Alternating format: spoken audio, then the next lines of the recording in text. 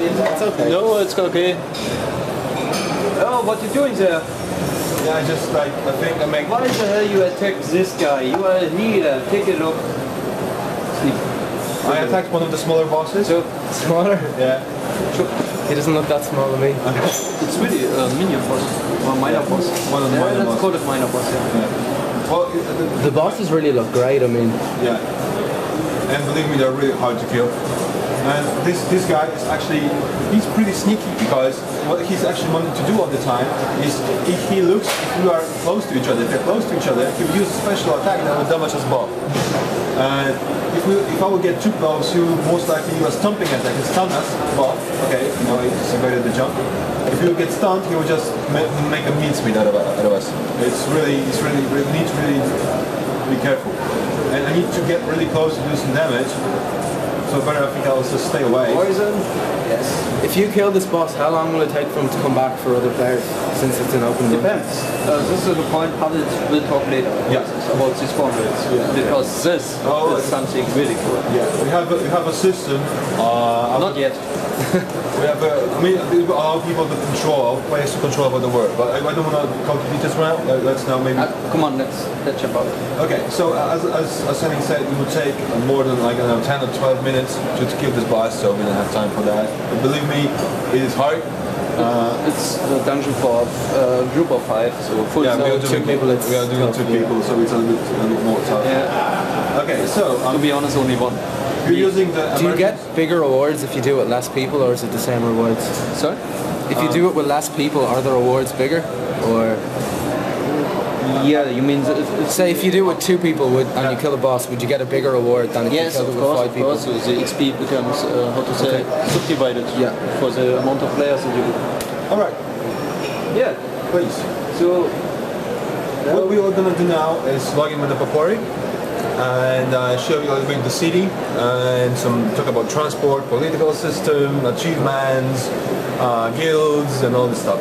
So spawn rates. and spawn rates, but this is within political system. So For me, it's very cool. it's very cool. It's USB, never heard before. Yeah, I think there are some features in it that you might have seen before, but not just small pieces. I mean, brought it together and put a lot of stuff on top of it, and I think it's working pretty cool. Okay, so we're now in the city of Velika. It's one of the 3 biggest cities within the game right now. Should I say world map? Yeah, why not? So as you can see, this is the map of the city. This is the map of the nearest area. This is the map of the world. Here we are. Yeah, so as you can see, the world is quite big, yep. Yeah, I already told you about the compression of the world map and how long does it take to run. Okay, so political system. Yeah. All right. So as you can see, there are certain regions within the world, and in some regions you have like 2 or 3 cities. I mean, there were the towns and cities. So either small cities or towns. And basically, if you're in the area, you have a right to vote, or a right to become a lord, to just get into election to become a lord. So basically, you can become a lord through, as I said, election, or through PvP. So if there are certain areas that are PvP related, some areas are more voting related. So basically, if you want to become a lord, you have several options to do that. So you can just measure your sword against others. Very cool. Or just get into the election. Okay, so Would you have to choose one area to kind of get involved with? yeah. So You make that your home. Yeah, it's kind of your home, yeah. But and basically, you're a citizen of the location just by coming to it. You don't need to sign something like this. You're just a citizen, so you have a right to vote. Okay, so the lords, we call them vanarchs in game. All of them around the big city have a right to apply to become a king. And this is where it starts getting interesting, because the kings can only be elected among all the monarchs nearby, and the king have actually control of the taxes within the game, so you can adjust tax rates. So the more taxes you apply, you become rich, you get more money. But people just start to be really angry with you because the prices go high. So what you need to do is balance that. The other thing you need to balance is spawn rates, because you can actually balance spawn rates between different areas of the map. But if you, for example, like I don't know, you choose the one area that's more like low level, yeah. Yeah, let's see. This is a low-level stuff, right? Low-level area. So you can just decrease spawn rates here. So it will be easier for low-level players to go in the dungeons, to kill monsters and this kind of stuff. But automatically, in the high-level area, the spawn rates will go up. So basically, the high-level players will have a harder life. So you need to be exactly aware of the social situation going on. If there's like more high-level players, there's a lot of pressure on the king then. Yeah. If there's a more majority of high-level players in the area, he should rather be, do things in favor of them because he wants to get re-elected. And would there be only one king per server, or one king per city? Per city. We have three capital cities. Three capitals. So, yeah, at the moment.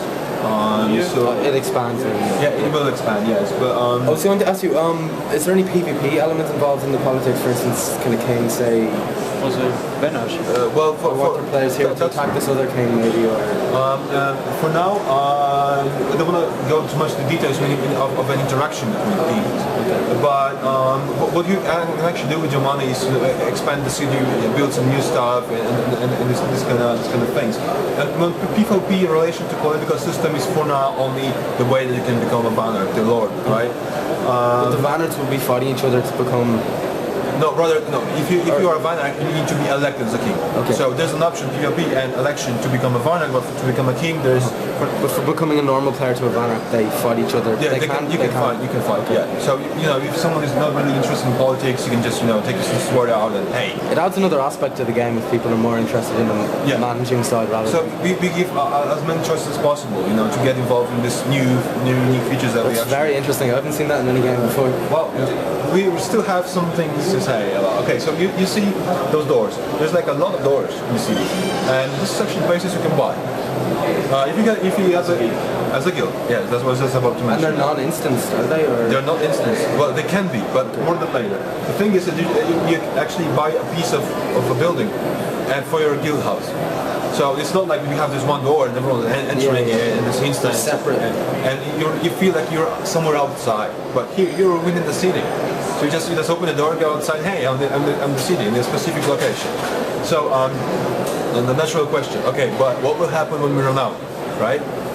Well, we don't have a big problem with that because we can instance every of this door. So basically, we have 2 guilds in one door, or 3. But it's still better than everybody going into the same door. But imagine if we just instant every door, we just doubled. And we have hundreds of this kind of stuff in the game. So we would love. So there's certainly enough for everybody to actually exceed this number. We would love to have so much guilds. So as you can see, I find it pretty cool. I mean, I'm just There seems to be a lot more going on in the cities than just auction house and bank. Of course, we have all the classical features like auction house and everything. So I just want to make cities look more alive. For example, if you have a meeting with a friend, okay, let's meet. I don't know, in front of my guild house. Okay, where is it? Okay, in the city center near the fountain, something like this. Right? But you see the big picture, for instance.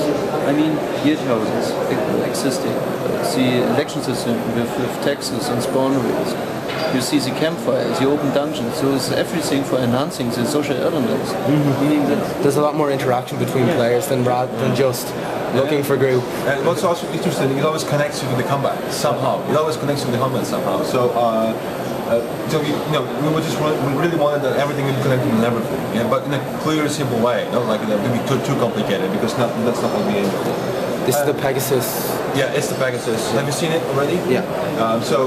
Maybe you won't look that impressive, but it does look very good. I like it. I will show. I never get bored of it. The thing is that so as we are on the Pegasus, let's maybe talk a little bit about the transportation ways. Sure. The thing is that we have 4 basic or even 5 basic ways of moving. The one is like we are looking at it. It's the Pegasus system, so actually traveling within the world on the predefined routes. But what's actually important? What is the biggest issue with traveling? You get bored. Let's face it, you get bored. So if you have all these long routes to the continent, you're just 10 more minutes. Let's go. I don't know, fetch a coffee, something like this. But this is cinematic, But can I interrupt? I mean, of course. You have seen no loading time. I run through the big city, and now it looks like a texture. But it's not a texture. It's real there. It's a 3D architecture. You can see the whole city. The technique behind it.